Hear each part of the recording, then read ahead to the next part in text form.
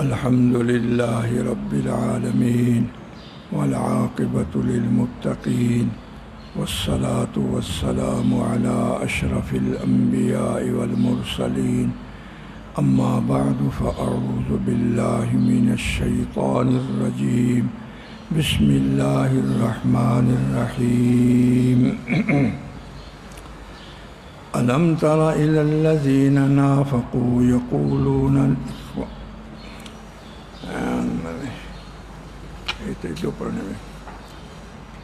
بسم الله الرحمن الرحيم يا أيها الذين آمنوا لا تتخذوا عدوي وعدوكم أولياء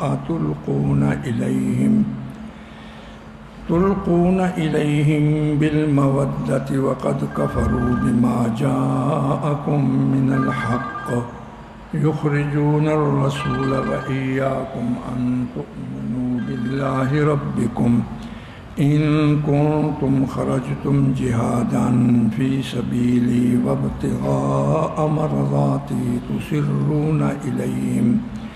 تسرون إليهم بالمودة وأنا أعلم بما أخفيتم وما أعلنتم ومن يفعله منكم فقد ضل سواء السبيل صلاة الكسوف إن يثقفوكم يكونوا لكم أعداء ويبسطوا إليكم أيديهم وألسنتهم بالسوء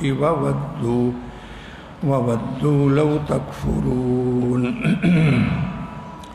لن تنفعكم أرحامكم ولا أولادكم يوم القيامة يفصل بينكم والله بما تعملون بصير قد كانت لكم أسوة حسنة في إبراهيم والذين معه إذ قالوا لقومهم إنا براء منكم ومما تعبدون من دون الله كفرنا بكم وبدا بيننا وبينكم العداوة والبغضاء أبدا حتى تؤمنوا بالله وحده إلا قول إبراهيم لأبيه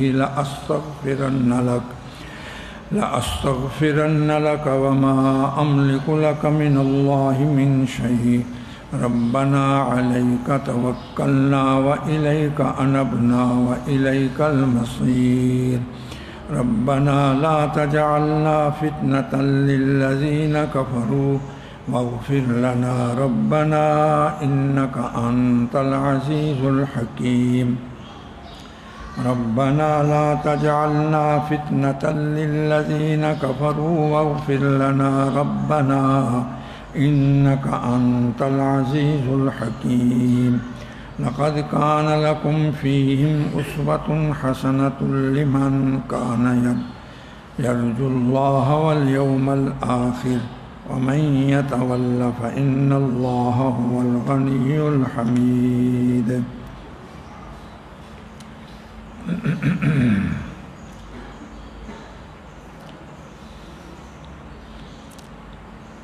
ایک آیت ہم نے اگلے رکوع کی پڑھ لی،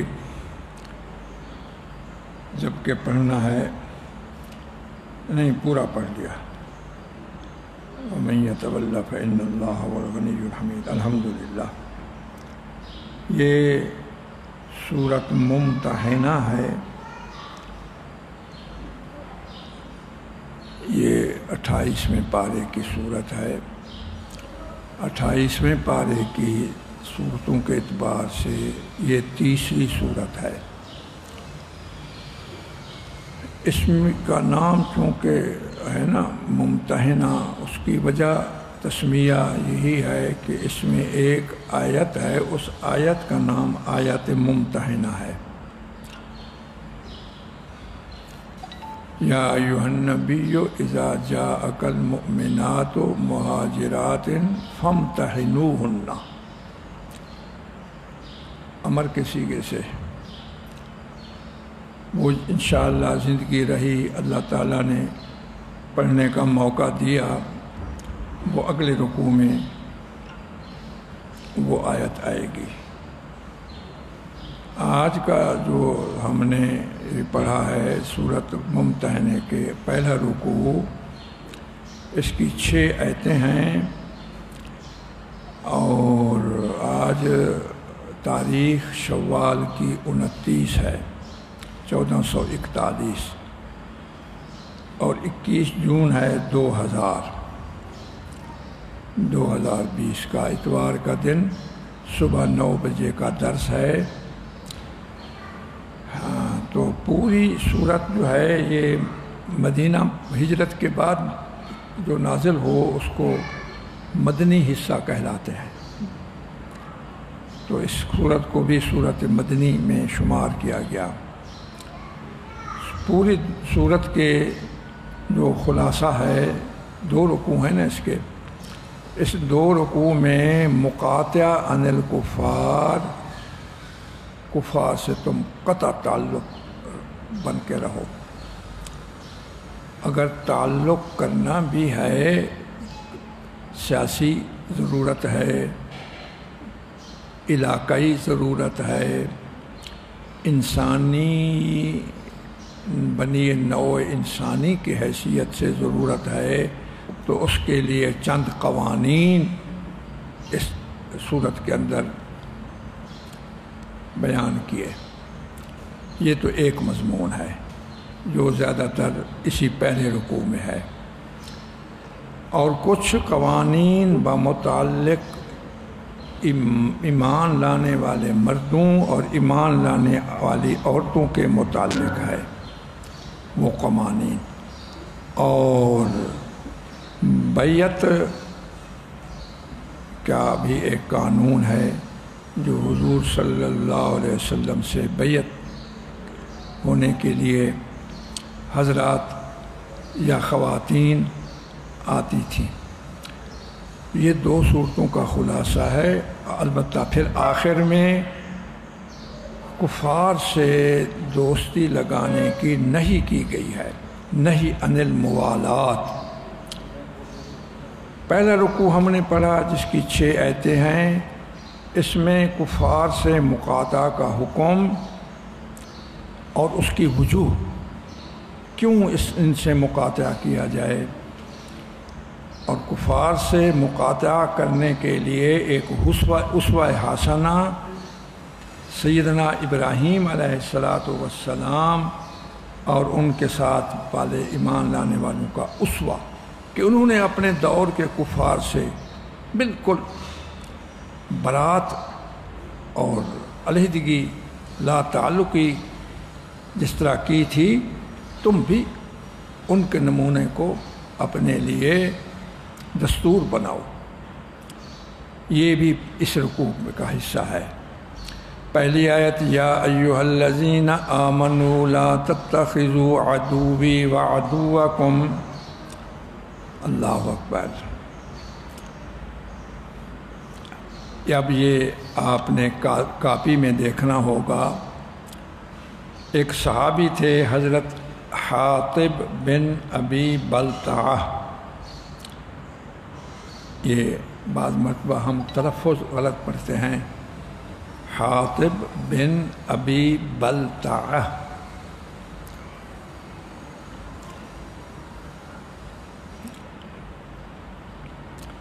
بہت سارے نام ایسے ہیں قبیلوں کے یا ویسے ہم ان کا تلفظ غلط کرتے ہیں، جس طرح قبیلہ بنو نذیر ہے ضاد کے ساتھ، کچھ لوگ ان کو نزیر پڑھتے ہیں۔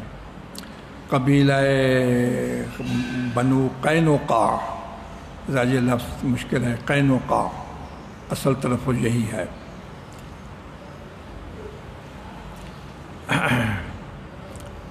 صحابہ کے نام بھی کچھ اس قسم کے ہیں، ذرا تلفظ مشکل ہوتا ہے، تو آدمی کو چاہیے سوچ سمجھ کے یا کسی اپنے مخلص استاد بڑے سے پوچھ کر کے۔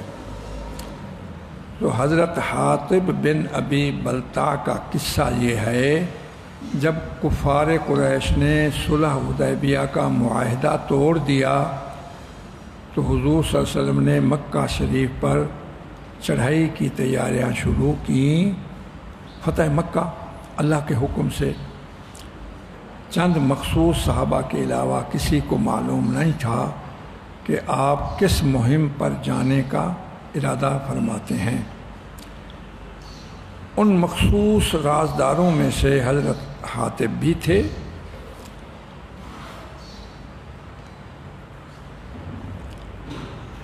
اب ان سے تھوڑی سی لغزش ہو گئی، لیکن وہ اس لغزش کو لغزش نہ سمجھتے تھے اور اس کو مضرت کا درجہ نہیں دیتے تھے۔ کیا لغزش ہو گئی؟ بنی عبد المطلب کی آزاد کردہ لونڈی کو ملے آئی ہوئی تھی جو گویہ تھی، اس کا نام تھا سارا۔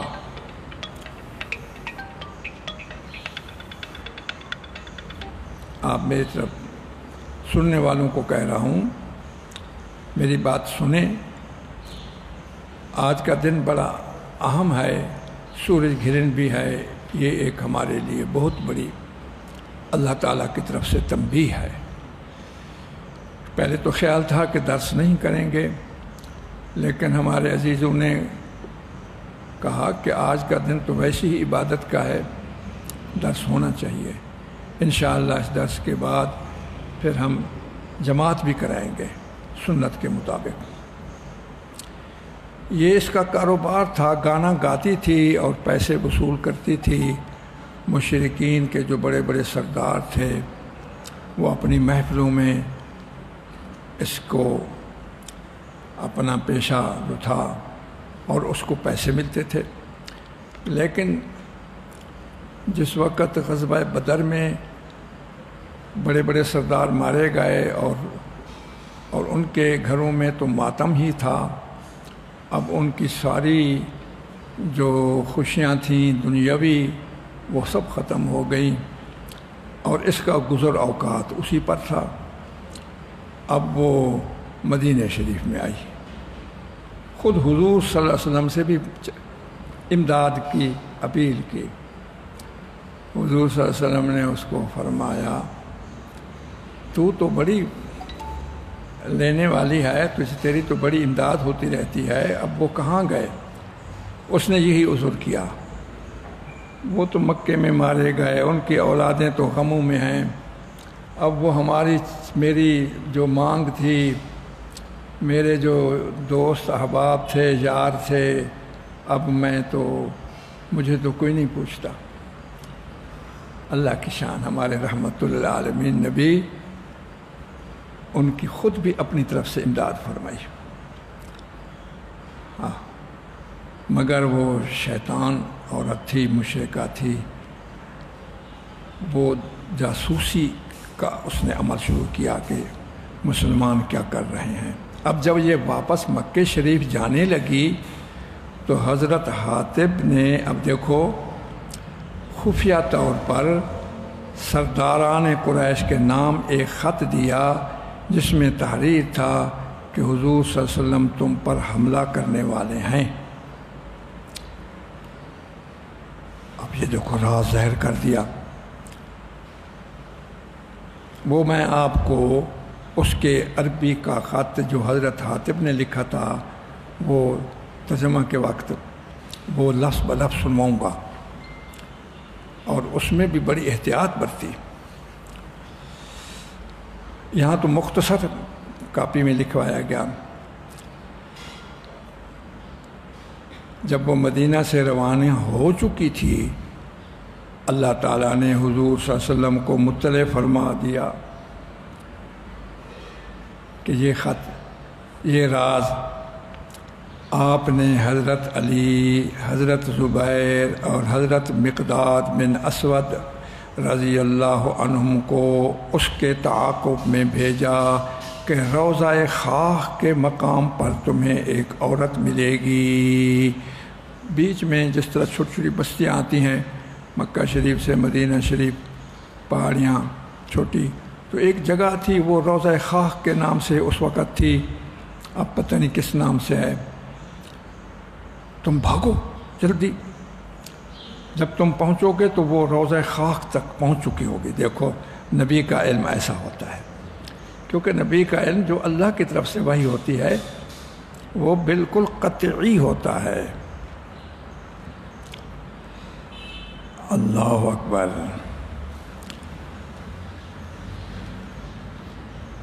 پھر وہ حاصل کرو خط، یہ تینوں کے تونیوں، اس میں سیدنا علی بھی تھے، وہ خدمت میں پھر واپس حاضر ہوئے، خط پکڑا گیا۔ حضور صلی اللہ علیہ وسلم نے حاطب کو بلایا، پوچھا یہ کیا تم نے حرکت کی؟ انہوں نے عرض کی یا رسول اللہ میرے معاملے میں جلدی نہ فرمائیں، پہلے میری بات سن لیں، میں نہ کافر ہوں نہ میں مرتد ہو گیا ہوں۔ اصل صورت واقعہ یہ ہے کہ میرے اہل و عیال مکہ میں ہیں، میرا کوئی قبیلہ وہاں نہیں۔ یہ اصل میں یمن سے آئے تھے، اکیلے بچوں کو لے کر کے، اور یہیں کے ہو کے رہ گئے، ان کا کوئی خاندان نہیں تھا، اور ہجرت کر کے اکیلے آ گئے۔ اب میرے بچے، میری بیوی، ان کا کوئی خاندان قبیلہ نہیں ہے۔ باقی جو صحابہ آئے ہیں ہجرت کے کر کے، ان کا کسی کا ماموں، کسی کا چاچا، کسی کا خالو، کسی کا پھپھڑ، کسی کی پھپھی، وہ رشتے کی حیثیت سے ضرور ان کی تھوڑی سی مروت کرتے ہیں۔ میری بچوں کا تو کوئی مروت کرنے والا نہیں ہے۔ یہ میں نے خط اس لیے لکھا کہ قریش کے لوگ میرے زیر بار احسان رہیں اور میرے اہل و عیال کو نہ ستائیں، اور یہ بھی مجھے یقین ہے کہ میرے اس خط سے، میرے راز سے آپ کو اللہ تو فتح ہی دیں گے، وہ تو پہلے سے متعین ہے۔ یہ نہیں کہ میں نے مسلمانوں کو شکست دینے کے لیے، کیونکہ وہ تو مجھے یقین ہے۔ حضرت عمر کا غلبہ جوش کا تھا، ایمانی غلبہ۔ انہوں نے عرض کیا یا رسول اللہ یہ منافق ہے، مجھے اجازت دو میں اس کا سر قلم کروں۔ حضور پاک نے جو جواب فرمایا، اے عمر تجھے معلوم نہیں یہ بدری صحابی ہے بدری صحابی ہے۔ اللہ تعالیٰ نے بدری صحابہ کے بارے میں پہلے سے فرما دیا کہ اب یہ جو کچھ کرتے رہیں سب معاف ہے۔ پھر حضرت عمر نے جب یہ بات سنی وہ رونے لگ گئے، اور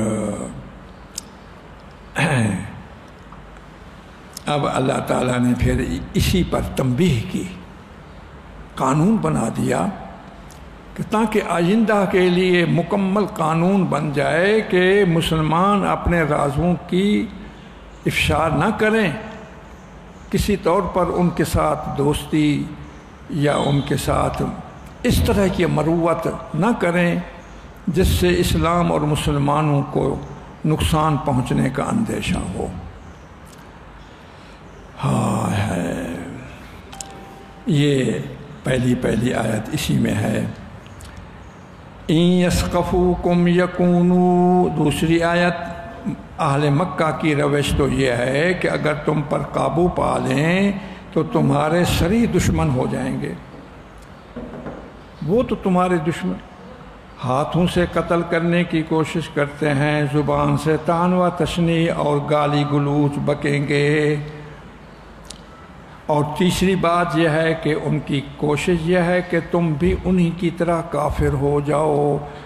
دنیاوی اعتبار سے بھی تمہارے دشمن، دینی اعتبار سے بھی تمہارے دشمن، یہی مزاج آج تک آج کے کافروں کا بھی یہی ہے۔ تین باتیں کہیں، حربی اعتبار سے تمہاری جانوں کے دشمن، لسانی اعتبار سے زبان سے، زبان شاعر اللہ کی توہین کر کے تمہیں دکھ دیتے ہیں، یا تمہارے خلاف اپنے اداروں میں، اقوام متحدہ میں، اپنے بڑے اداروں میں تمہارے خلاف قراردادیں پاس کرتے ہیں۔ اب وہ یہ زبانی ہے۔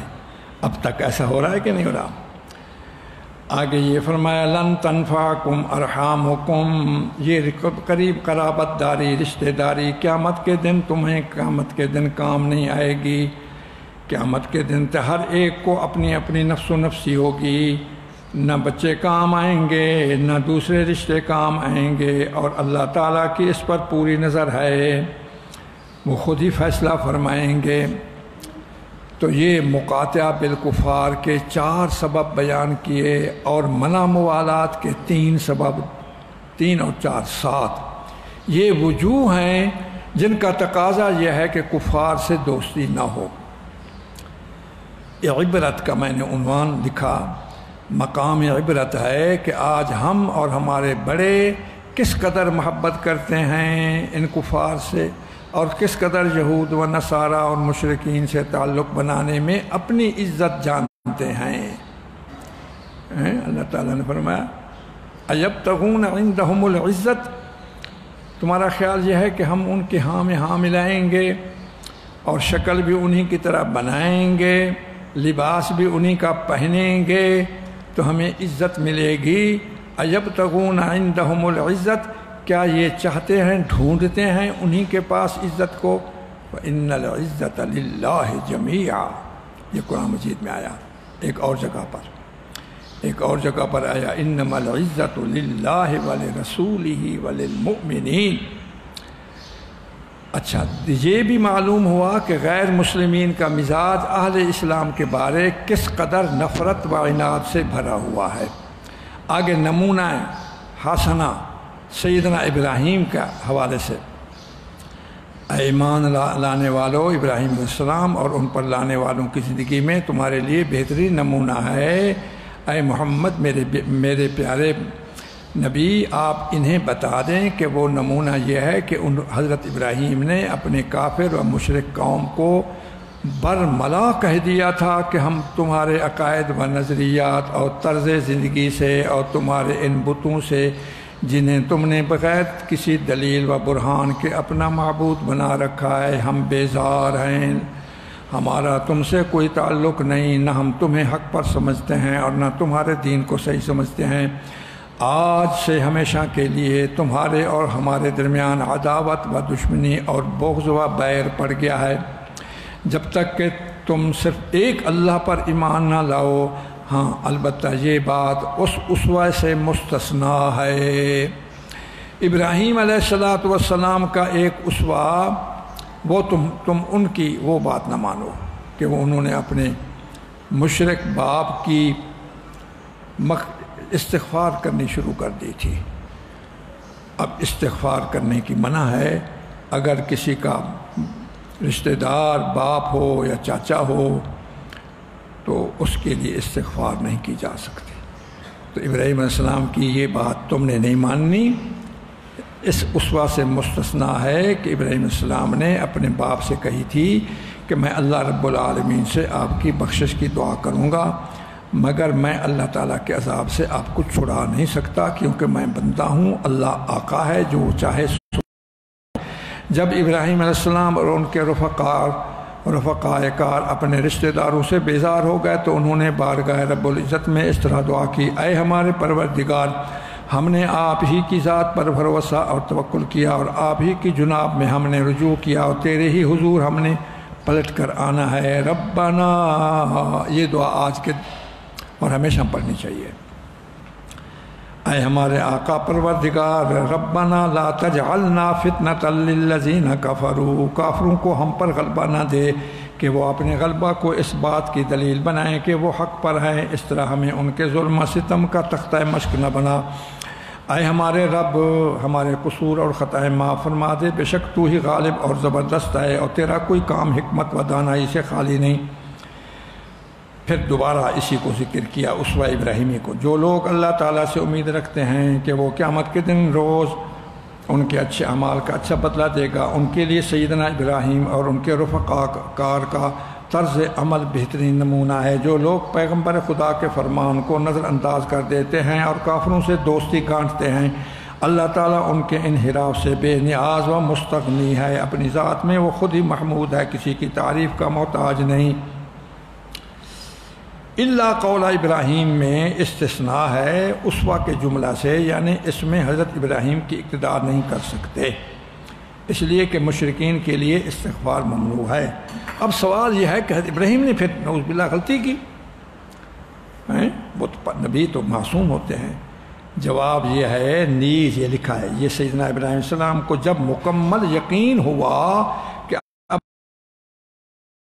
استغفار سے وہ بھی بری ہو گئے، جیسا کہ اللہ تعالیٰ کا ایک اور اپنی طرف سے حضرت ابراہیم علیہ السلام کی صفائی اللہ تعالیٰ نے خود بیان کی، فلما تبین لہو کی ضمیر کا مرجع حضرت ابراہیم، پس جس وقت واضح ہو گئی ابراہیم علیہ السلام کے سامنے یہ بات کہ انہ عدو للہ، کہ وہ تو دشمن ہے اللہ کا، جب ان پر واضح ہو گئی تبرأ منہ، اب وہ اپنے استغفار والی دعا کرنے سے بھی بری ہو گئے۔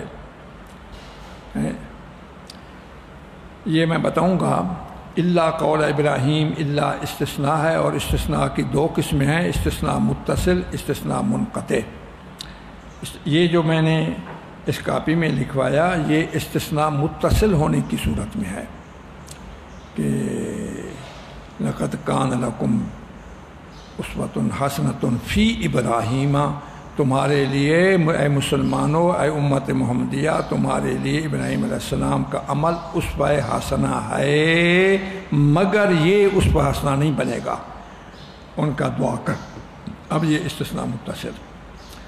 دوسرا ہے استثناء منقطع، وہ ایک الگ جملہ بن جاتا ہے، وہ ایک الگ جملہ بن جاتا ہے، اس کو منقطع کہتے ہیں، لیکن حاصل دونوں کا پھر بھی وہی دونوں کا ایک ہی بنتا ہے۔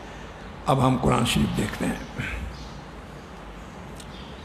بسم اللہ الرحمن الرحیم، یا ایہا الذین آمنوا، اے ایمان والو۔ دیکھو بھائی، وجہ نزول، شان نزول تو صرف ایک صحابی کیا ہے، کون؟ حضرت حاطب بن ابی بلتعہ۔ لیکن یاد رکھنا قرآن مجید کے جو شان نزول ہے وہ اسی مورد پر بند نہیں ہوتا، بلکہ اس میں العبرۃ لعموم ہی، اس میں جو تعبیر ہوتی ہے وہ عمومی ہوتی ہے، قیامت تک کے تمام مومنین کے لیے۔ اے ایمان والو، آج بھی ہے نا، لا تتخذوا، مت بناؤ تم میرے دشمن کو اور اپنے دشمن کو اولیاء، قلبی دوست نہ بناؤ۔ یہاں یوں بھی تو فرما سکتے تھے اللہ تعالیٰ لا تتخذوا الکفار اولیاء، اور بھی بہت ساری آیتوں میں آیا ہے لا تتخذوا الکفار اولیاء، کفار کا لفظ چھوڑ کر کے عدوی و عدوکم بتلایا۔ یہ سبب مقاطعہ کی طرف اشارہ ہے کہ ان سے قطع تعلق کیوں کرو، کہ ان کے اندر خرابی نمبر ایک یہ ہے کہ مجھ اللہ کا وہ دشمن ہے، خرابی نمبر دوسری یہ ہے کہ خود تمہارا بھی دشمن ہے۔ اللہ اکبر، اللہ اکبر۔ تم ان کو دوست نہ بناؤ، اور دوستی کی شکل کیا ہوئی جو اب سرزد ہوئی؟ تلقونا، یہ اولیاء کا بیان ہے کہ تم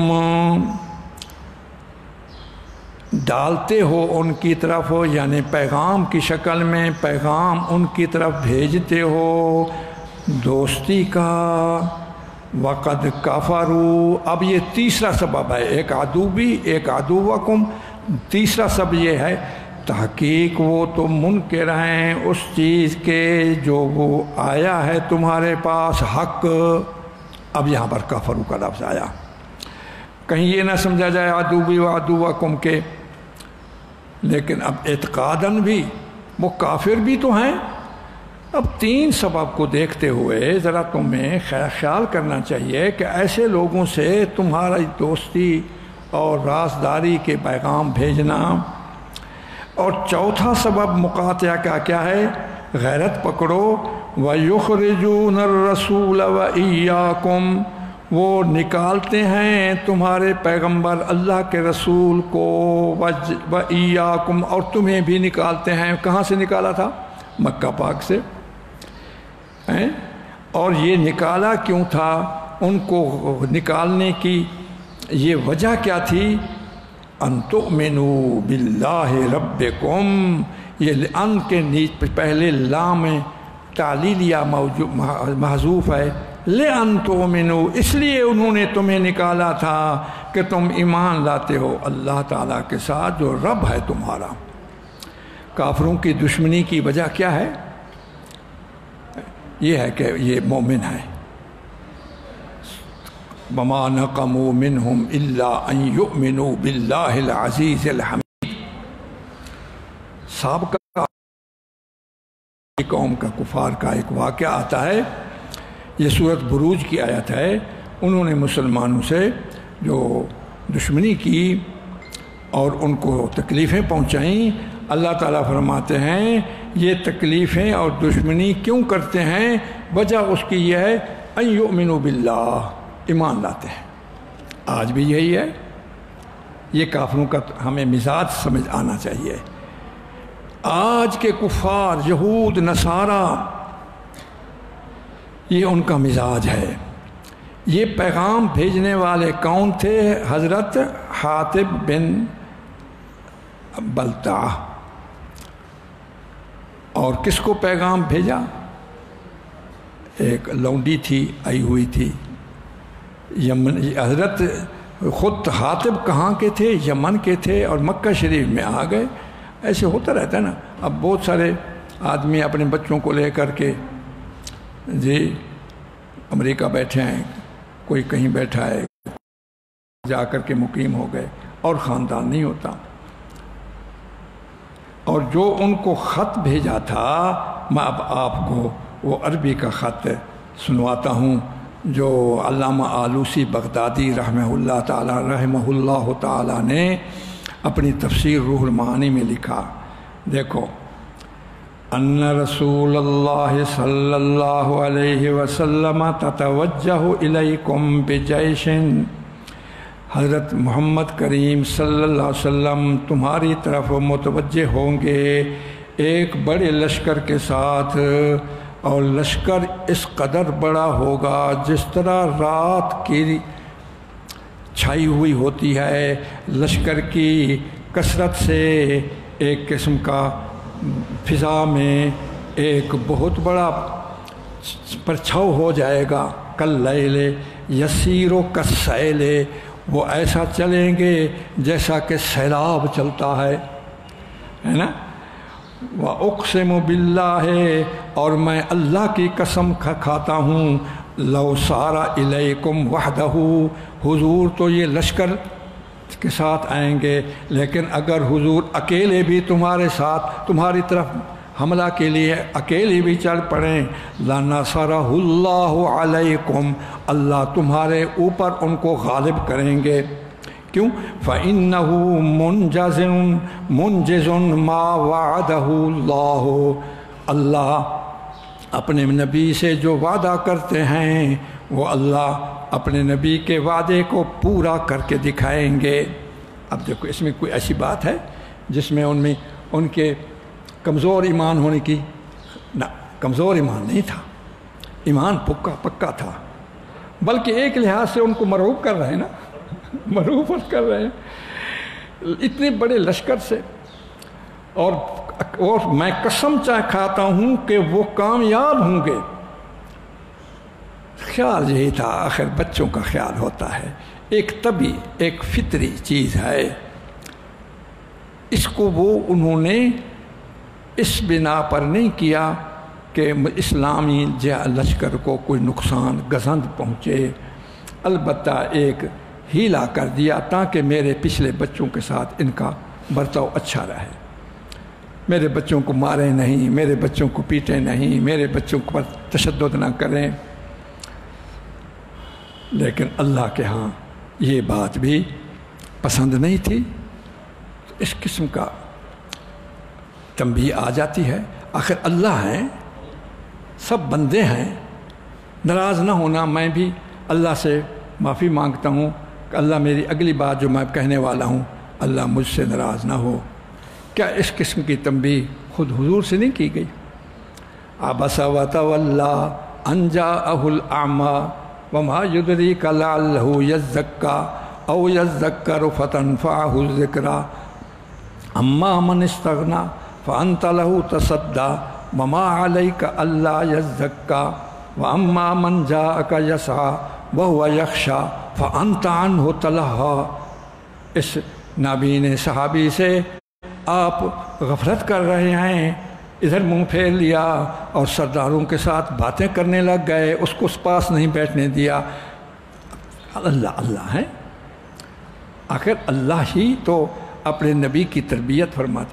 بلکہ یہ تو تنبیہ جو حضرت حاتب کے حق میں ہوئی یا دوسرے جگہوں پر دوسرے صحابہ کے بارے میں آئی، یہ ان کی عظمت شان کی دلیل ہے کہ وہ ہر وقت اللہ تعالیٰ کی نظروں میں ہیں. جو لوگ نظروں ہونے کی وجہ سے ان کو اللہ تعالیٰ پھر سنبھالتے ہیں.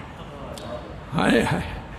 جس طرح عام کھیلنے والے بچے گرتے پڑتے رہیں تو دیکھنے والے کو اس کا خیال زیادہ نہیں جاتا، لیکن جو اس کے گھر کے بچے ہوتے ہیں ذرا گرنے لگیں یا ذرا خطرناک جگہ پر جانے لگیں تو فوراً اس کو تنبیہ بھی کرتے ہیں. بعض مرتبہ اس کو غصہ بھی کرتے ہوئے تھپڑ بھی لگا لیتے ہیں. تو یہ تو دلیل ہے کہ اس بڑے کے یہ منظور نظر ہیں، اس بڑے کے یہ محبوب ہیں. تو یہ تو دلیل ہے کہ اللہ تعالیٰ کے ہاں یہ جماعت محبوبین کی ہے. بات سمجھ آئیے کہ نہیں آئی؟ صحابہ کرام کی جماعت اللہ کے ہاں محبوبین کی ہے. وہ اپنے محبوبین کو سنبھالتے ہیں. ہوں یوں نہ کرنا، ہوں یوں کر لیا پھر نہ کرنا. دیکھو اب جو بدبخت ہوتے ہیں، بد نصیب ہوتے ہیں، وہ اس طرح کی آیات کا حوالہ دے کر کے صحابہ کی تنقیص کرتے ہیں. اللہ ہمیں اور آپ کو صحیح سمجھ دے. بچپن میں کون ایسا ہوتا ہے جو غلطیاں نہ کرے؟ ہمارے بڑوں نے غلطی نہیں کی تھی، جو ہمارے بڑے استاد ہیں. مجھے یاد ہے میں جامعہ خیر مدارس میں پڑھتا تھا. ہمارے استاد محترم حضرت مولانا صدیق صاحب جو وفات پا گئے رحمۃ اللہ علیہ، ان کا بڑے بیٹے اب تو وہ بھی سفید داڑھی والے ہیں، بڑے عالم ہیں، مولانا فاروق صاحب، اور غیر ملک میں رہتے ہیں. مولانا فاروق صاحب انہوں نے اپنی ساری کتابیں میرے چھوٹے بھائی حضرت مولانا بشیر احمد صاحب کے پاس پڑھی تھی. ایک مرتبہ حضرت مولانا خیر احمد صاحب بیٹھے تھے، 2-4 اساتذہ بیٹھے تھے، عصر کے بعد بیٹھتے تھے. وہ حضرت تھانوی کے ملفوظات روزانہ پڑھتے تھے کتاب اٹھا کر کے. بڑی پیاری پاکیزہ شکل تھی حضرت مولانا خیر احمد صاحب کی. مولانا صدیق صاحب بیٹھے تھے. اب یہ بچہ چھوٹا سا دوڑتا ہوا آیا. شرارتی تو ہوتے ہیں بچے، پتہ بھی نہیں چلتا. وہ اپنے باپ مولانا صدیق صاحب کی ٹوپی کو اتارا اور بھاگ گیا. نہ میں بھول گیا، خود حضرت مولانا خیر احمد صاحب کی ٹوپی کو. وہ ٹوپی پہنتے تھے، پگڑی بھی پہنتے تھے اس وقت. ٹوپی چھک کسی بھج پائے. استاد مولانا صدیق صاحب ہوندے پیچھو درک پائے، ان کو مارے نے ٹھکے دیتے نے. تو مولانا خیر احمد صاحب رحمۃ اللہ علیہ وہ ناراض ہو گئے. خود مولانا صدیق صاحب پاس کیوں کیا؟ اس نے کہا اس نے بڑی بدتمیزی کی ہے، آپ کے سر پر سر سے ٹوپی اتاری. حضرت نے پھر ٹوپی پہن لی. فرمایا اب تم میری ٹوپی اتارو. مولانا صدیق صاحب کو فرمایا. دوسری بھی جو بیٹھے تھے ان کو فرمایا پنجابی والے نے تو میری ٹوپی لا. سب ایسے سہم کے بیٹھ گئے. فرمایا تم بھی میری ٹوپی نہ اتارو، وہ بچہ بھی نہ اتارے، پھر تو فرق نہ ہوا نا. بچے کا بچپنا ہے، تم کیوں نہیں اتارتے؟ تم نہیں اتارتے، وہ تو اتارے۔ اب اگر آج میں یہ حوالہ دوں تمہیں اس بات کا، یہ فاروق ہے، یہ مولوی بنا پھراتا ہے، یہ تو بڑا بدتمیز تھا، یہ تو بڑا یوں تھا، اس نے ٹوپی اتاری تھی، بتاؤ یہ حوالہ دینا جائز ہے؟ جو تربیت زیر تربیت ہوتے ہیں اس وقت ان کی باتیں تربیت کے اعتبار سے کچھ کمی بیشی ہوتی ہے، تو صحابہ زیر تربیت تھے نا بابو، لہذا اس قسم کے حوالے مت دیا کرو، اپنی آخرت خراب مت کرو میرے عزیزو، جہاں تک میری آواز پہنچ رہی ہے۔ ہائے ہائے، اللہ اکبر کبیرہ۔ اسی طرح مشاجرات صحابہ جو سمجھ سکتے ہیں وہ میری اس بات کو سمجھ رہے ہیں، اس کا حوالہ ہم نہیں دے سکتے کہ کسی کو تنقید کریں، نہ۔ کیا مشاجرہ ما بین سیدنا موسیٰ و ما بین اخیہ سیدنا ہارون میں نہیں ہوا تھا؟ وہ مشاجرہ نہیں ہوا تھا، حتیٰ کہ ان کو کہنا پڑا یا ابن امی لا تاخذ بلحیتی ولا براسی، مشاجرہ این درجے دا۔ ذرا نقشہ تو ذہن میں رکھو، ادھر ید موسیٰ علیہ السلام کا اور ادھر لحیہ حضرت ہارون کی، وہ کس قدر سختی ہوگی۔ آج اگر ہم یہی حوالہ پیش کر کے یا اس کو کہیں کہ وہ این قابل آسیں کٹی چند دادا، یا اس کو کہیں کہ کیوں غلطی کی اس نے، نہ نہیں کریں گے، نہیں کریں گے یہ بات۔ ہائے ہائے، اللہ ہمیں سمجھ دے، اللہ مجھے بچائے، اللہ آپ کو بچائے، سننے والوں کو بچائے، پورے مسلمانوں کو بچائے۔ نہ نبی کی گستاخی ہم سے ہو، نہ صحابہ کی گستاخی ہم سے ہو، نہ اہل بیت کی گستاخی ہم سے ہو، نہ اولیاء اللہ کی اور علماء کی گستاخی ہم سے ہو، آمین یا رب العالمین۔ یخرجون الرسول و ایاکم، وہ تو نکالتے ہیں تمہارے، الرسول پر الف لام عہد خارجی ہے، یوں نہیں سمجھا پتہ نہیں رسول کون مراد ہے، الف لام نے متعین کر دیا یہی رسول ہو جن کو حضرت محمد خاتم النبیین رحمت للعالمین کہا جاتا ہے۔ الف لام اگر عہد خارجی ہو تو وہ اس مدخول کا، الف لام کا جو مدخول ہے رسول، الرسول، پھر وہ فرد متعین ہوتا ہے۔ تمہیں بھی نکالتے ہیں اور رسول اللہ کو بھی، وَإِيَّاكُمْ تمہیں بھی۔ وجہ اخراج کیا ہے؟ یہ کہ تم ایمان لاتے ہو اللہ پر جو رب ہے تمہارا۔ آگے اللہ تعالیٰ نے پھر غیرت دلائی، ان کنتم خرجتم جہادا فی سبیلی، اب پھر وہی نشاندہی کی حضرت حاتب کے عمل کی، ادھر تو تم نکلتے ہو جہاد کے لیے میرے راستے میں، ادھر تو تمہاری تیاریاں یوں ہیں کہ مکہ شریف جانا ہے، جہاد کرنا ہے، ادھر تم عمل تو یوں کرتے ہو کہ نکلتے ہو تم جہاد کے لیے میرے راستے میں، اور وابتغاء مرضاتی، اور میری رضا کو حاصل کرنے کے لیے۔ اب دیکھا، یہ بھی پتہ چل گیا کہ تم ہو ایسے مجاہد یقینی اور حتمی، اور تم ہو ایسے کہ رضائے خداوندی کے طلبگار۔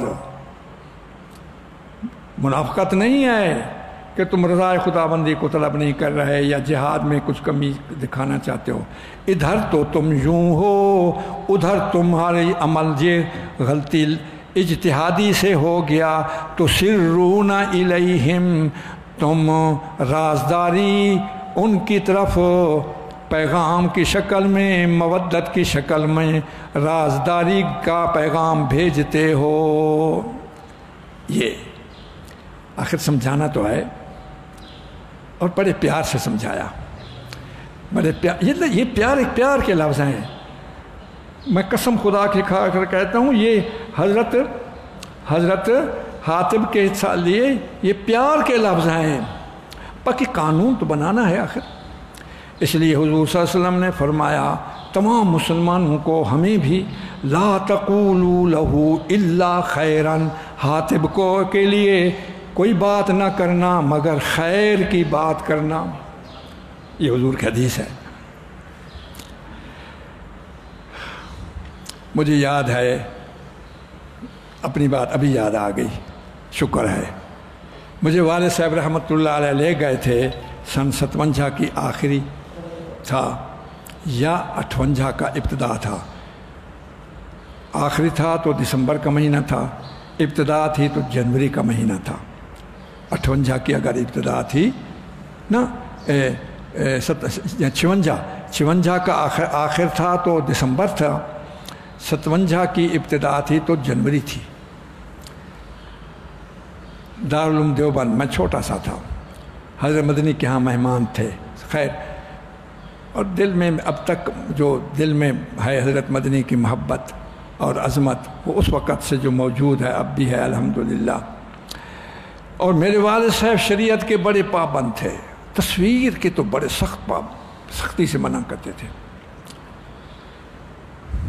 تو جب میں آیا، بچپنا تھا میرا، اس وقت 9 سال عمر تھی غالباً، یا کچھ مہینے اوپر نیچے، اوپر ہوں کہ کچھ مہینے، کیونکہ 8.25 سال کا تھا تو میں نے حفظ کر لیا تھا، تو اس وقت حفظ ہو چکا تھا۔ تو میرے ایک خاندانی عزیز تھے، وفات پا گئے، چچا زاد بھائی مولانا محمد اعظم صاحب شاہ جمالی، وہ مجھ سے کچھ 5-6 سال بڑے تھے۔ اس نے مجھے کھیلتے کھلاتے، ہم اسی ڈیرہ غازی خان اپنے مکان میں تھے، اب بھی میرا اپنا مکان ہے جو مدرسہ بنا ہوا ہے الحمدللہ۔ والد صاحب بھی آئے ہوئے تھے، وہ بھی تھے، نانا جی بھی زندہ تھے۔ کھیلتے کھلاتے وہ پاکستانی چوک قریب ہے، پاکستانی چوک کے ساتھ جاتے ہوئے پہلی یا دوسری، اب تک بھی رہی وہ، اب بھی جب میں گزرتا ہوں وہ دکان کو دیکھتا ہوں، وہ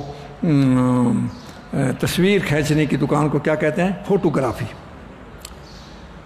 اس نے مجھے بھی ساتھ بٹھلا لیا اور فوٹو اکٹھے کھنچوا لیا۔ اور مجھے یاد ہے میرا فوٹو بھی اب تو نہیں ہے، اس وقت اتنی میں ڈرا ہوا ہوں، بلکہ ہو تو گیا۔ بعد میں وہ بھی بچہ تھا، کچھ بڑا تھا، مولوی محمد اعظم مرحوم، اس نے گھر میں کسی کو دکھلایا ہوگا، تو میری جو بڑی بہن تھی اب بھی زندہ ہیں، اللہ تعالیٰ ان کی مبارک زندگی بنائے، اس نے میری شکایت کر دی میرے والد صاحب کو۔ اور یہ تصویر تو اس وقت ایسا گناہ میرے والد صاحب کو سمجھتے تھے، اب تو اس کی نہیں ہے، وہ کسی مکان میں داخل نہیں ہوتے تھے جہاں پر وہ محمد علی جناح کی تصویر لٹکی ہوئی ہو یا کوئی علامہ اقبال کی، وہ باہر کھڑے ہو جاتے تھے، وہ پھر کہتے کہ اس کو اتارو کہ تو آؤں گا ورنہ میں نہیں آؤں گا، بڑے اتنے سخت پابند تھے۔ اب وہ تصویر بھی خود ہاتھ لگ گئی میرے والد صاحب کی۔ اب میں جس وقت مجھے کوئی پتہ نہیں، اب مجھے والد صاحب نے بلایا، اب تک وہ مجھے یاد ہے، فرمانے لگے تو حسین احمد مدنی کو دیکھن والا، دیکھو نا، تو حسین احمد مدنی دی زیارت کرن والا تھی کہ والے اتنا بڑا گناہ تھا کیتے، میں خدا دی قسم کر کے آنا، میں اون ویلے میں سمجھے نامن جو میں انتہائی زمین وات پٹے تو میں نگل ونے میں کو شرمندگی تھا یہ جی، حالانکہ 9 سال دا ہمیں یا 9.25 سال دا ہو سا، تو حسین احمد مدنی دے دیکھن والا، انہیں دے کٹھے روٹی کھامن والا، تائیں ایک گناہ کیوں کیتے، چپ کیتے بیٹھ رہے۔ تو بھائی اس قسم کی تنبیہ تو ہوتی رہتی ہے، اور بڑوں کو فکر ہوتی ہے کہ یہ کچھ مزید ترقی کرے۔ صحابہ کرام ترقی کرنے والے ہیں دن بدن، یومن فیومن۔ دیکھو وہی بات، ان کنت، پہلا حوالہ کیا دیا، تم جہاد بھی کرتے ہو، میری رضا بھی چاہتے ہو، پھر یہ کام کرتے ہو، جیسا کہ مجھے فرمایا تم مدنی کو بھی دیکھتے ہو حسین احمد کو، پھر یہ کام بھی کرتے ہو۔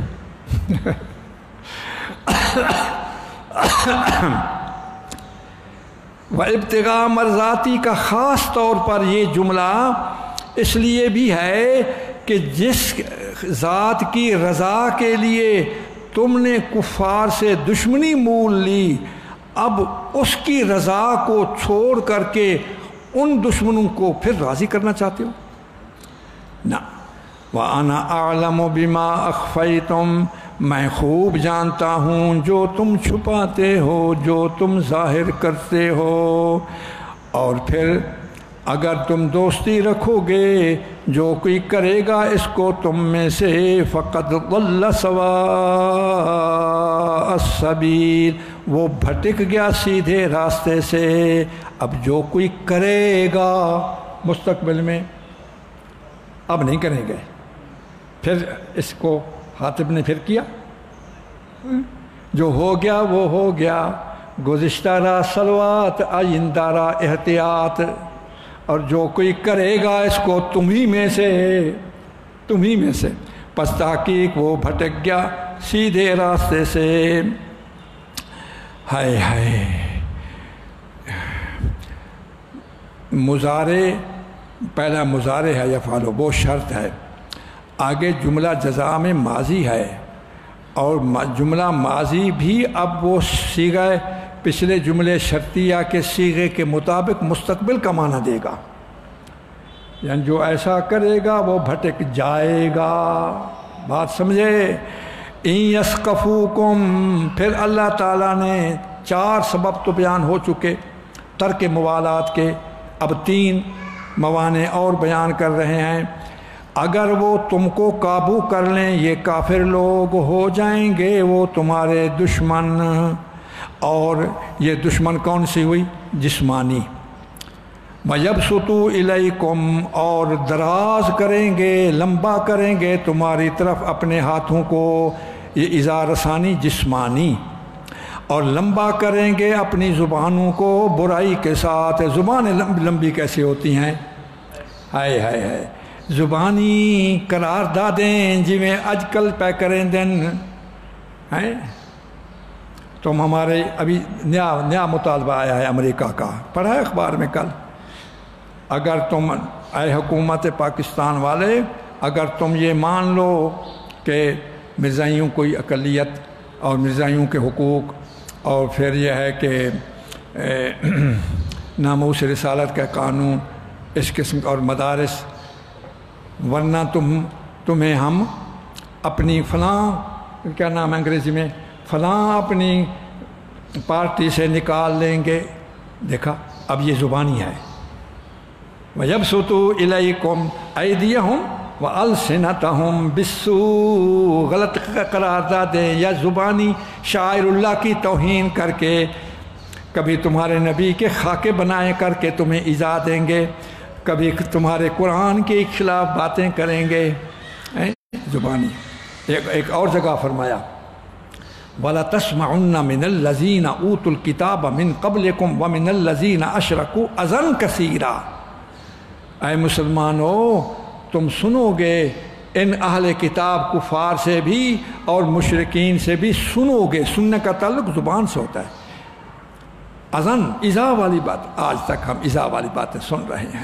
ہائے ہائے، ہمارے محمد کی، ہمارے کعبہ کی، ہمارے قرآن کی، ہمارے صحابہ کی، ہمارے بزرگوں کی یہ زبان درازیاں کر کے ہمیں دکھ پہنچاتے ہیں، اور ہم ہیں ایسے بے غیرت کہ انہی سے پھر دوستیاں کرتے ہیں۔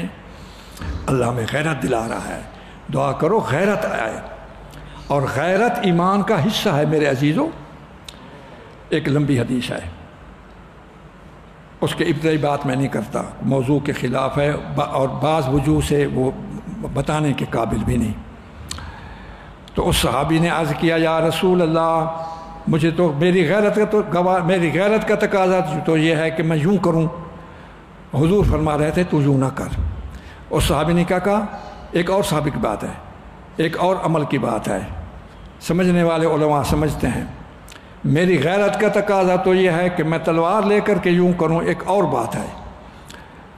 اور آپ مجھے کہتے ہیں کہ ایسا نہ کر۔ حضور فرماتے ہیں بے شک تیری غیرت ہے، وَأَنَا أَغْيَرُ مِنْكَ، میں محمد تجھ سے بھی زیادہ غیرت مند ہوں، وَاللَّهُ أَغْيَرُ مِنِّي، اور میرا اللہ مجھ محمد سے بھی زیادہ غیرت مند ہے۔ غیرت ہونی چاہیے بھائی، غیرت دلائی وہ عدوی و عدوکم، میرے بھی دشمن ہیں تھوڑے بھی دشمن ہیں، اور انہیں دی ہاتھیں کنے تو کو تکلیف پہنچتی ہے، انہیں دی زبانیں کنے تو کو تکلیف پہنچتی ہے، اور انہیں نے تھوڑے نبی کو اپنے وطن کنے کڈھے تو کو کڈھے۔ غیرت پکڑو۔ انہوں نے ہمارا کشمیر غصب کیا ہوا ہے، انہوں نے ہمارا بیت المقدس غصب کیا ہوا ہے، اور یہودیوں کو انہوں نے بسایا ہوا ہے، انہوں نے ہمارے عراق اور شام کو پر ظلم کیے، بمباری برسائی، انہوں نے ہمارا آدھا پاکستان ہم سے کاٹ کر کے ہمارا ایک بازو انہی کو دلوایا، اور ہر موقع پر انہوں نے سازشیں کر کے ہمارے دشمنوں کی مدد کی۔ اور انہوں نے ہماری علماء کو تمہارے ہاتھوں سے اور اپنے ذریعے سے قتل کروایا، انہوں نے ہمارے نبی کریم کی توہین کروائی، انہوں نے ہمارے صحابہ کرام کی توہین کروائی۔ تم کہتے ہو نا خود یہ بے عزت ون تھی دن جیلے ویندن اتھاں انہیں شکلیں دیکھن دے نہیں ہوتا، وہ انہیں کو اپنے برے ترین نوکریں والا سلوک رکھ دیں۔ بس اللہ غیرت اصل میں غیرت نہیں ہے، دعا کرو اللہ ہمیں غیرت دے ہے۔ اور پھر آخری بات، یہ تو ضرر دنیاوی ہے، اور ضرر دینی یہ ہے وَوَدُّوا لَوْ تَكْفُرُونَ، اور یہ آرزو رکھتے ہیں لو تکفرون، آرزو رکھتے ہیں کہ کاش کہ تم کافر ہو جاؤ۔ انہیں دی آرزو کیا ہے؟ تم کیا ہو جاؤ؟ بس اس چھے ویسے ان تھی کافر تھی انہیں پسند کرنے دو۔ اللہ سے فرمائے آخری جو خزانہ ہے، آخری جو نعمت ہے، وہ بھی تم سے چھیننا چاہتے ہیں، ہائے ہائے ہائے ہائے ہائے ہائے، وہ بھی تم سے چھیننا چاہتے ہیں۔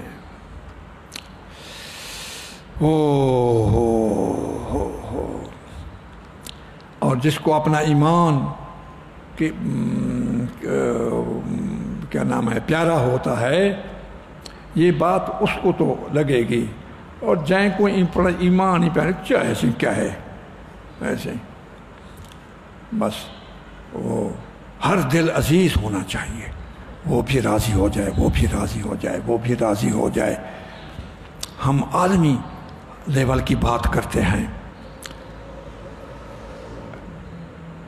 ہم ان کے ساتھ بیٹھیں گے، ہمارا ملک ترقی کرے گا، ہم ان کی مانیں گے، ترقی کرے گا۔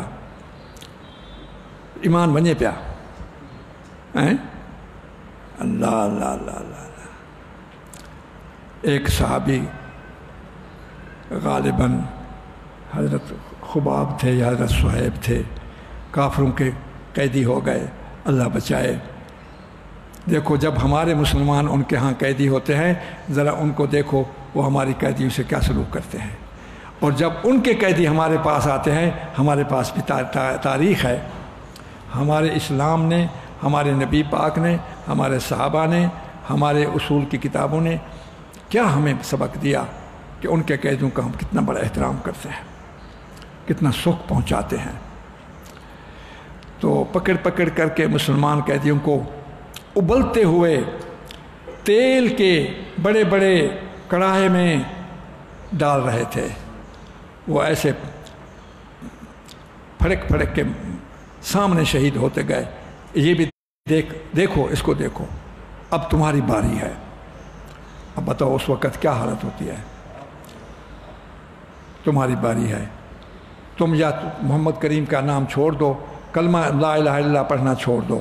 اب آسان سی بات ہے، اگر آج کے دور کے ہوتے، میں بھی اللہ تعالیٰ سے پناہ مانگتا ہوں، ہم بھی اس امتحان کے قابل نہیں۔ یہ وہ صحابہ کا ایمان تھا، انہوں نے کہا نہیں میں ایمان نہیں چھوڑتا۔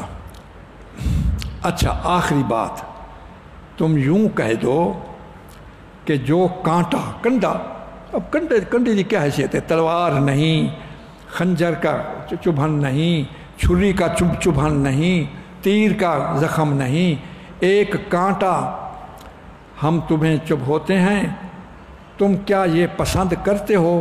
صرف زبان سے کہہ دو کہ یہ کانٹا میری بجائے میرے محمد کو لگے۔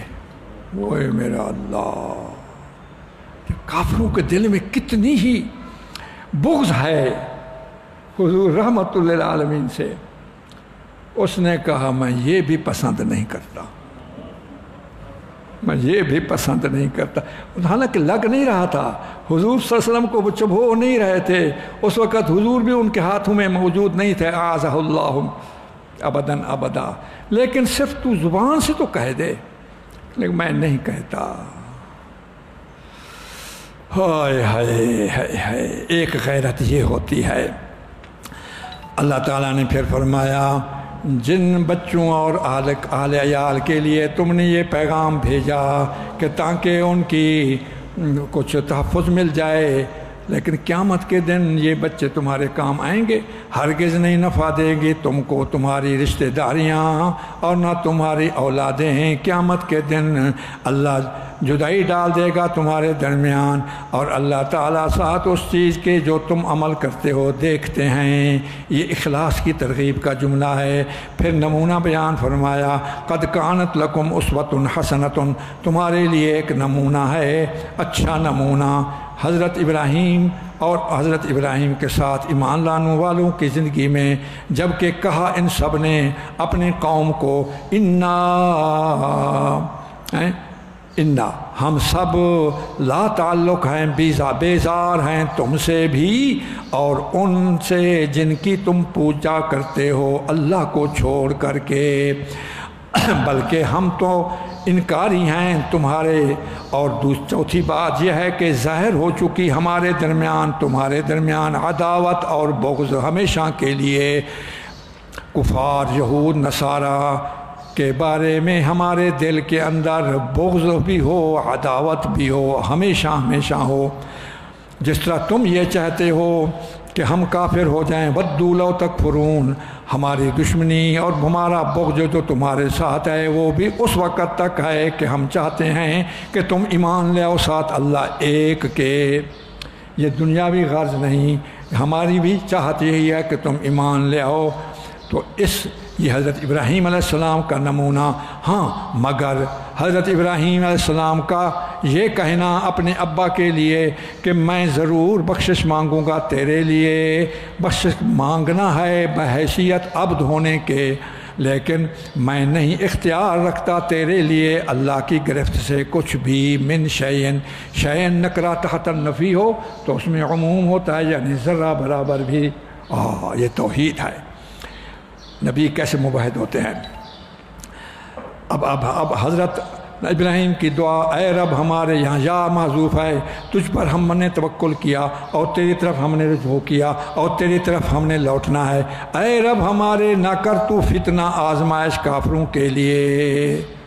کافروں کے لیے آزمائش کی دو شکلیں ہیں، ترہیباً و تحریصاً، ڈراتے ہیں کہ ہم تمہارے ملک پر حملہ کرا دیں گے، انڈیا سے ہم تمہارے ملک پر حملہ کرا دیں گے کسی دوسرے سرحدوں کی طرف سے، یہ ترہیباً تخویفاً، یا تحریصاً ہم تمہیں اپنی اقوام متحدہ میں تمہیں ممبری کا وہ دے دیں گے اور تمہیں ہم اتنی قرضہ دیں گے۔ فرمایا یہ بھی آزمائش ہے، اے اللہ ہمیں اس آزمائش سے، کافروں کی آزمائش سے ہمیں بچا اور ہماری بخشش فرما۔ اے رب ہمارے، بے شک تو زبردست بھی ہے، حکمت والا ہے۔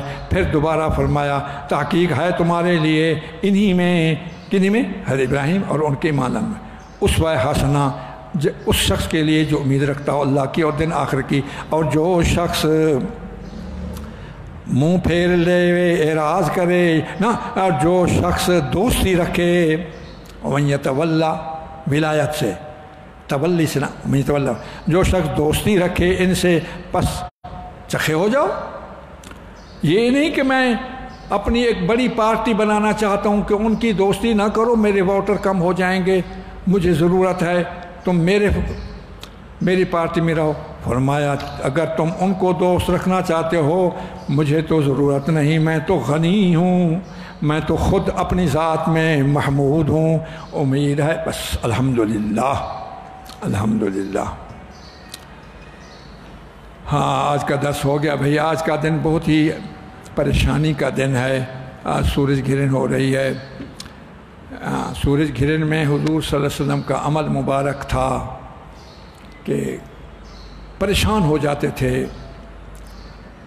مسجد میں آ کر کے رونا دھونا، توبہ کرنا، استغفار کرنا۔ پھر یہ ہے کہ حضور صلی اللہ علیہ وسلم نے نماز پڑھائی، جماعت کرائی، اور بڑی لمبی جماعت کرائی۔ کھڑے کھڑے تھک گئے صحابہ، رکوع بڑا لمبا کرایا، سجدہ بڑا لمبا کرایا، بعضوں کو تو غشی آنے لگ گئی، بعضوں پر پانی پھر اوپر ڈالا جاتا، گرمی ہوگی شاید۔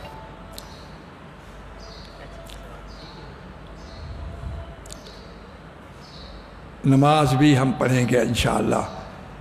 آپ اس دعا کے بعد اپنی اپنی الگ 2-4 رکعتیں پڑھ لیں، ہم 10:30 بجے پڑھائیں گے، مفتی صاحب پڑھائیں گے، پھر اس کے بعد خطبہ تقریر ہوگی۔ جو بیٹھنا چاہیں بیٹھیں، جو جانا چاہیں جائیں، اکیلے بھی پڑھیں، گھر میں خواتین اکیلے پڑھیں، اپنے بچوں کو ٹیلی فون کر کے، اور احتیاط بھی کرنی ہے۔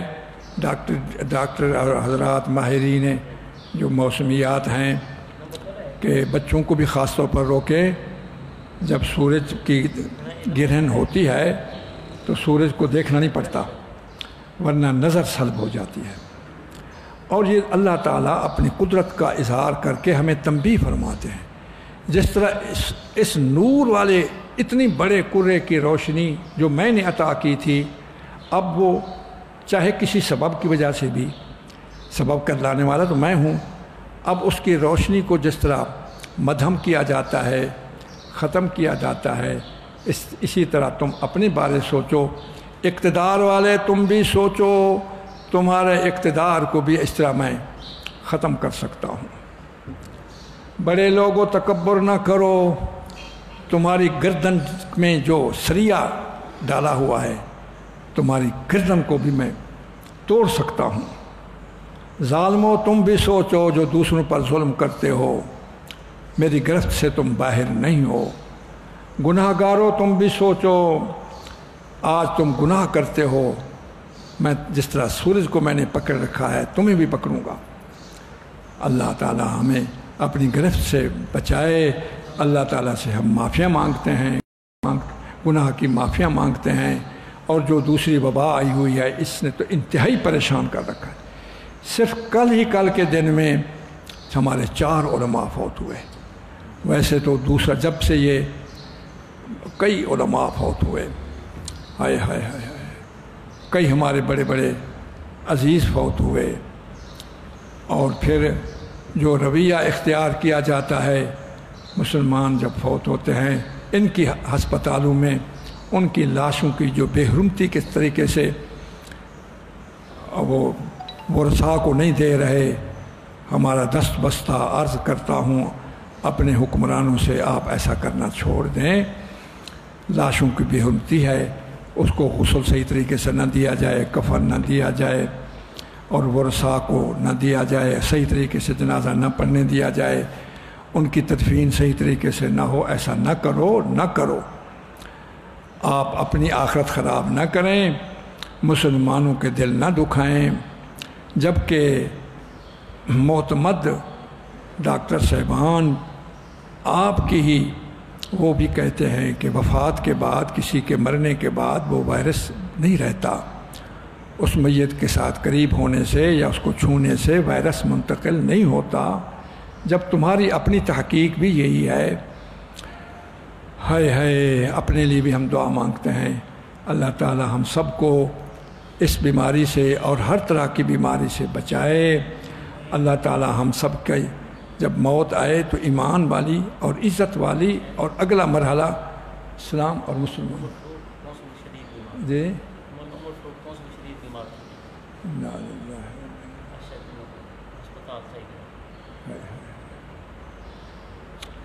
اور بھی بہت ساری خبریں آئی ہیں. ابھی خبر دی ہے مفتی صاحب نے مولانا محمد عمر صاحب توسوی شدید بیمار ہو گئے، ہسپتال جا رہے ہیں، داخل ہو گئے.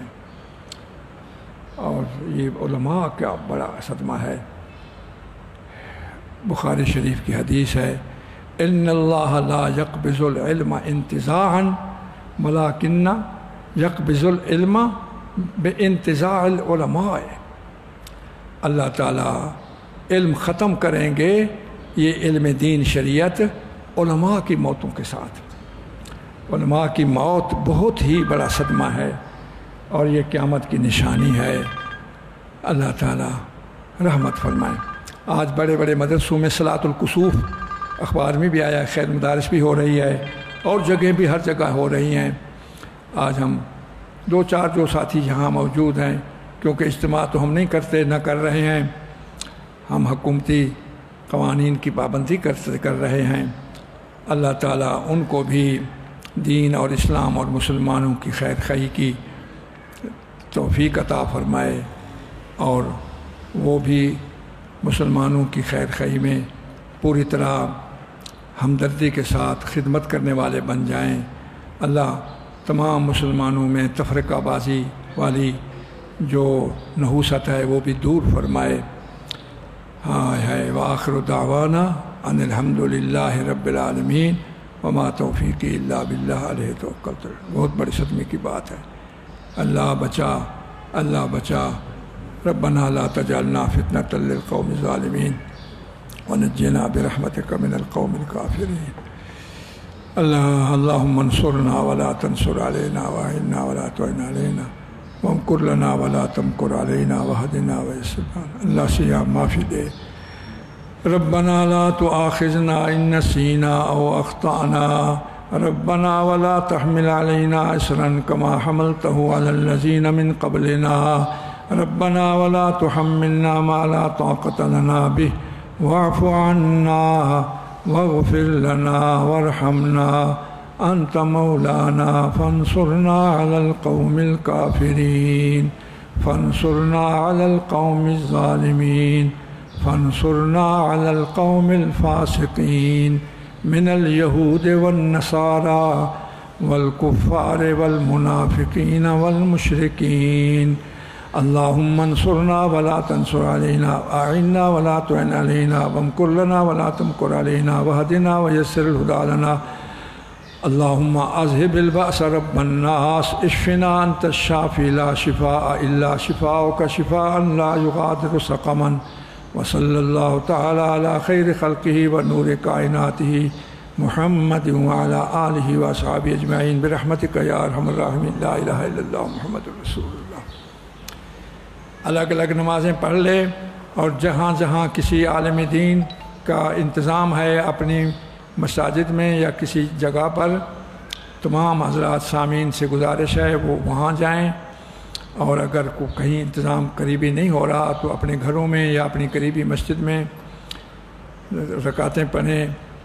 اللہ تعالیٰ سے معافی مانگیں، ہم سب توبہ کریں. سورج گرہن کی جماعت کرنا، نماز پڑھنا یا اکیلے پڑھنا، یہ ایک مسنون عمل ہے.